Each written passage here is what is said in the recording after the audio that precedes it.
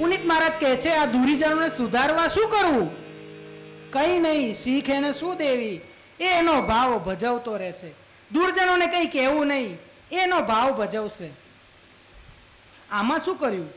દુર્જનોએ સંતોને ખોટું સરનામું બતાવ્યું. એમાં અજામિલનું કલ્યાણ થવાનું હતું. અજામિલની પૂર્વની તપસ્યા, એના આ જન્મમાં પૂર્વાશ્રમની કરેલી ભક્તિ, પૂર્વાશ્રમમાં કરેલા સત્કાર્યો, યજ્ઞો, એનું ફળ કંઈ એળે જવાનું નહોતું. એ ફળ સ્વરૂપે આજે સંતો એના ગામમાં પધાર્યા અને દુર્જનો નિમિત્ત બન્યા અને એના ઘેર પહોંચ્યા. સંતો માટે દુર્જનોને એનો ભાવ ભજવતો રહેવો. એ જે બોલે એને બોલવા દેવું, એનું કામ છે બોલવું. કુછ તો લોગ કહેંગે, लोगों का काम है कहना, छोड़ो बेकार की बातों को, छोड़ो. ભક્તનું નામ સાંભળતા, ભક્તનું નામ સાંભળતા સંત મંડળી આનંદમાં રામા રામા પૂછતા પૂછતા આવ્યા, પૂછતા પૂછતા આવ્યા. દીધું એમણે આસન જમાવી, સિયાવર રામચંદ્ર કી જય, રાધાવર કૃષ્ણચંદ્ર કી જય, ઉમાપતિ મહાદેવ કી જય, બોલો રે વૈષ્ણવ સંતન કી જય. પૂછતા પૂછતા સંતો અજામિલને આંગણે આવીને બેઠા છે. આ સંતોનું વર્ણન, સંતો કેવા હોય? સંતો તો પારસમણી હિરલા. પૂજ્ય પાંડુરંગ શાસ્ત્રી આઠવલે સ્વાધ્યાય પરિવારના એમણે કહ્યું છે સંતો પારસમણી નહીં, આખા રસમણી છે. પારસમણી નહીં, આખા રસમણી છે. એવા સંતો કેવા? સંત परमहितकारी जगत माही, संत परमहितकारी, संत परमहितकारी जगत माही, संत परमहितकारी. प्रभु पद प्रगट करावत प्रीति, भरम मिटावत बारी. प्रभु पद करत करावत प्रीति, भरम मिटावत बारी.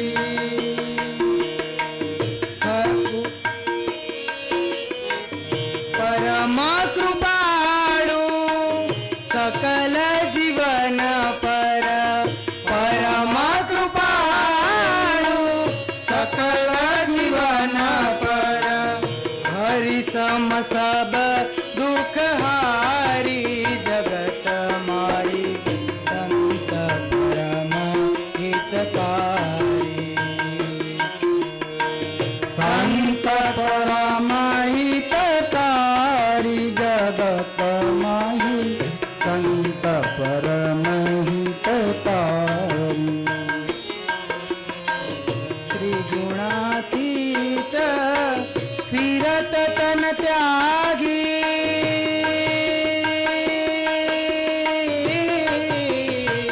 त्रिगुणातीत फिरत तन त्यागी, रीत जगत से न्यारी, रीत जगत से न्यारी.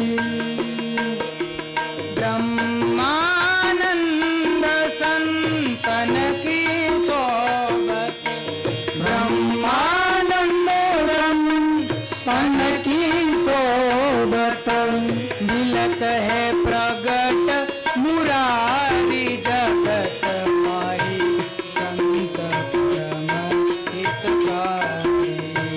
संत परम हितकारी जगत माही, संत परम हितकारी. संत परम હિતકારી સંત પરમ હિતકારી. આવા પરમ હિતકારી સંતો એ અજામિલને આંગણે આવે છે ને પૂછે છે કે અજામિલ ભગતનું ઘર આજ? અજામિલના બાળકો ચમકે છે. ભક્ત શબ્દ કદી એમણે સાંભળ્યો નથી. અંદર જઈને માતાને કહે છે કે માં, આંગણે કોઈક બાવાઓ આવ્યા છે અને એવું પૂછે છે કે અજામિલ ભગતનું ઘર આજ? પેલી વેશ્યા ભક્ત શબ્દ સાંભળતા જ એનું હૃદય પણ દ્રવી ઉઠે છે, કારણ કે પૂર્વાશ્રમમાં એ પણ સંસ્કારી સ્ત્રી હતી. એનું હૃદય પીગળે છે. બાળકોને કહે છે કે જાઓ, સંતોને આદરપૂર્વક વંદન કરીને આપણા આંગણામાં આસન આપીને એમને બિરાજાઓ. બાળકો પૂછે છે, માં વંદન એટલે શું? વેશ્યાના બાળકને વળી વંદન શું ને ચંદન શું? માતા એને શીખવાડે છે, બેટા બે હાથ જોડી આમ નમી અને સંતોને વંદન કરો અને આદરપૂર્વક માન આપીને એમને આંગણામાં બેસાડો. બાળકોને સંસ્કારો આપજો. આ કિસ્સામાંથી એવું પણ સમજાવવામાં આવે છે કે બાળકોમાં સંસ્કાર સિંચન કરવું બહુ અગત્યનું છે. દાદા દાદીઓ, બાળકોને પોગો ના બતાવશો. જે જુએ પોગો એ બને ગોગો. બાળકોને, દાદા દાદીઓ બાળકોને ભાગવતજીની સારી સંસ્કારની વાર્તાઓ કહેજો. રોજ એક નિયમ બનાવો. સૂતા પહેલા દીકરા નાના નાના ભૂલકાઓને બાજુમાં સુવડાવી ભાગવતમાંથી, કોઈ સારા સંતના જીવનમાંથી, કોઈ નાના ભક્તોની, ભક્ત પ્રહલાદની, ધ્રુવ, નચિકેતા વગેરે જેવા ભક્તોની એક નાની એવી વાર્તા કહી અને પછી જ બાળકોને સુવાડવા. તો નાનપણથી જો સંસ્કાર સિંચન થયું હશે તો એ આગળ જતા કામ આવશે. બાકી ધોળાવાળ થયા પછી ભાગવત સપ્તાહમાં તમે બેસો ને તો તમારામાં કોઈ ફેર પડવાનો નથી. બાલ્ય વયથી જો સંસ્કાર સિંચન થયું હશે તો જ એ ગળપણમાં કામ આવશે. બાકી ગળપણમાં હરિભજન કરવાથી સુધરાતું નથી, એ હકીકત છે. સત્સંગમાં અમે જોઈએ છીએ, ઠોંસા મારીને એકબીજાની મશ્કરીઓ કરવી, નિંદા કરવી, એ જ કામ થતું હોય છે. જેને બાળપણમાં સંસ્કાર નથી મળ્યા હોતા એના માટે જ. બધા સત્સંગીઓ એવા નથી. સમય થતા અજામિલ આવ્યો, સમય થતા અજામિલ આવ્યો, પાપનો થેલો પીઠે, ગોવિંદ ગાતા સંતો દીઠા, ગોવિંદ ગાતા સંતો દીઠા, ઘરમાં પેઠો બીતે, થયું મુખ ઝાંખું, આ પાપનું પોટલું ક્યાં નાખું, થયું મુખ ઝાંખું. કદી સંતોને એના આંગણે જોયેલા નહીં. આજે સંતો એના આંગણે બેઠા બેઠા હરિકીર્તન કરે. આ જોઈને અજામિલ તો જંગલમાંથી મરઘાને બતકા મારીને ચામડાનો થેલો રક્ત ટપકતો ભરીને એના ખભે લઈને આવ્યો તો ઘરમાં પ્રવેશે છે, સંતોને જુએ છે, ગભરાઈ જાય છે, પરસેવે રેપ જેપ થઈ જાય છે. થઈ જ જાય ને. તમે ખોટું કામ કરતા હો ને તમારા પિતા પાછળથી આવીને જુએ તો કેવી હાલત થાય? 12 વાગી જાય. એમ અજામિલના 12 વાગી ગયા. પોતાના જ ઘરમાં આજે બીતા બીતા પેઠો છે. અહીંથી જ અજામિલની જીવન પરિવર્તનની શરૂઆત થઈ ગઈ છે. ઘરમાં જાય છે, પત્ની સઘળી વાત કરે છે, સંતો આવ્યા તો ભલે આવ્યા, આપણું કંઈક કલ્યાણ જ થવાનું હશે. અજામિલ પણ પૂર્વાશ્રમમાં તો સારો જ હતો, માટે તે નહીં ધોઈ ચોખ્ખા કપડાં પહેરી, બાળકોને પણ સ્નાન કરાવી સારા કપડાં પહેરીને સંતોના ચરણોમાં જાય છે, સંતોને વંદન કરે છે અને પોતાની સઘળી હકીકત કહી દે છે. સંતોના ચરણોમાં પડીને પ્રાયશ્ચિતના પશ્ચાતાપના આંસુઓ સારે છે અને સંતોને કહે છે કે સંતો, હું કોઈ ભક્ત નથી, આપ મને ભક્ત અજામિલનું સંબોધન કરવાનું છોડી દો. મેં જીવનમાં કદી ભક્તિ કરી નથી. સિદ્ધ કરો શર્મિંદો મુજને, સિદ્ધ કરો શર્મિંદો મુજને, હું તો વળી ભગત ક્યાંનો. અત્યંત નીચ પાપીને દુષ્ટ, અત્યંત નીચ પાપીને દુષ્ટ, ભગત સંબોધો શાનો. રોમે રોમે પાપ, જીરવાતા નહીં શબ્દના તાપ. રોમે રોમે પાપ. હે સંતો, મારા તો રોમે રોમે પાપ છે. મારા શરીર ઉપર જેટલા રૂવાડા છે ને એથી વધુ મેં જીવનમાં પાપ કર્યા છે. મને ભક્ત ના સંબોધશો. સંતો હસી પડે છે. સંતો કહે છે અમે ઘણા ભક્તોને મળ્યા, બધા ભગતો એવું જ કે અમે કંઈ ભક્ત નથી, હું તો બહુ પાપી છું. માટે હે અજામિલ ભગત, દરેક ભગત એવું કે હું ભગત નથી. ભક્તનું હૃદય પ્રેમ ને નમ્રતાથી મગમગતું ફૂલ છે. ભગવાનને માટે એનું આખું જીવન ડૂલ છે. મારા પણાનો દાવો એણે બધેથી ઉઠાવી લીધો છે. સંસારમાં રહીને પણ ભક્તોએ ફકીરીનો વેશ લીધો છે. સંસારમાં રહીને ફકીરીનો વેશ. તમે જલારામ બાપા જુઓ, અમારા પુનિત મહારાજ જુઓ, રામ ભક્ત જુઓ. સંસારમાં રહીને, સંસારનો ત્યાગ કરીને નહીં. પુનિત મહારાજ હંમેશા કહેતા સાધુ થવું એના કરતાં સીધા થવું સારું. આ જે જીવનમાં જે દેહ મળ્યો છે, જે કર્મ મળ્યું છે, જે કુટુંબમાં અવતાર મળ્યો છે, એનું જે કંઈ કર્મ છે, તમે બ્રાહ્મણ હોય તો બ્રાહ્મણ, વૈશ્ય હોય તો વૈશ્ય, શૂદ્ર હોય તો શૂદ્ર, જે કંઈ પણ હોય, જે કુળમાં અવતાર મળ્યો હોય એના કર્તવ્યો બરાબર નિભાવો.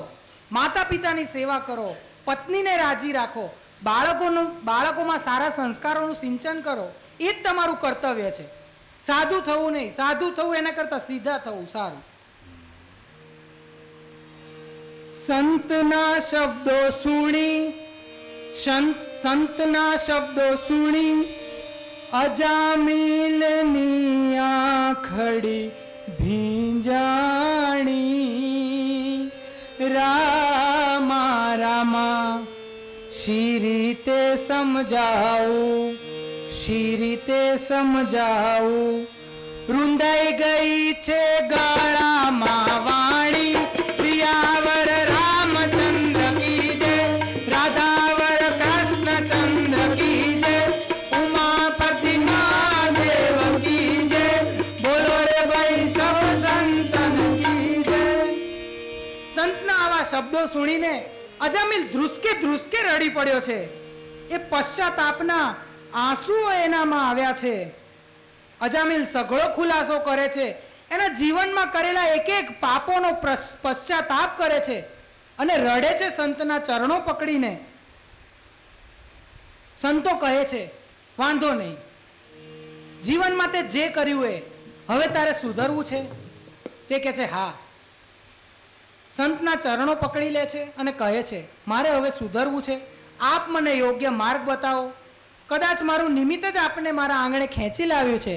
હવે જે કંઈ હોય તે આપના ચરણે, આપ જ મારો કંઈક ઉદ્ધાર કરો.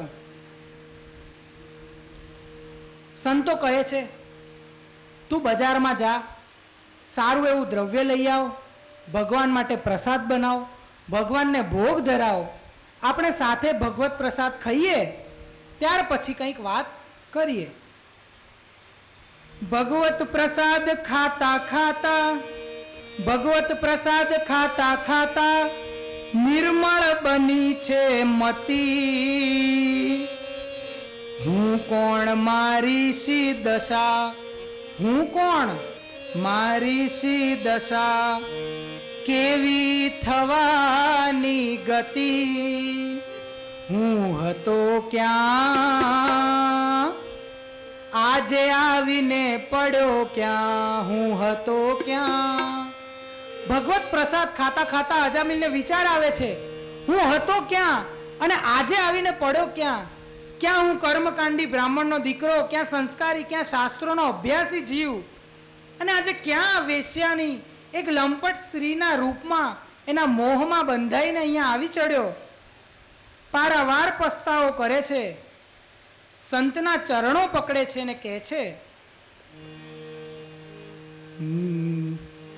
ગુરુજી નૈયા લાવો કિનારે, ગુરુજી નૈયા લાવો કિનારે, તમ વિના કોણ મને પાર ઉતારે, તમ વિના કોણ મને પાર ઉતારે, ગુરુજી નૈયા લાવો કિનારે, નૈયા અમારી ભૂલી પડી, માયા ના વંટોળે ચડી, નૈયા અમારી ભૂલી પડી, માયા ના વંટોળે ચડી. ઓહો આવી ગુરુજી હું તો અજમતાને તારે, ગુરુજી નૈયા લાવો કિનારે, ગુરુજી નૈયા લાવો કિનારે. સંતોના ચરણોમાં આવે છે ને કહે છે, આજથી તમે જ મારા ગુરુ, હે સદગુરુ, તમે જ મને પાર ઉતારો.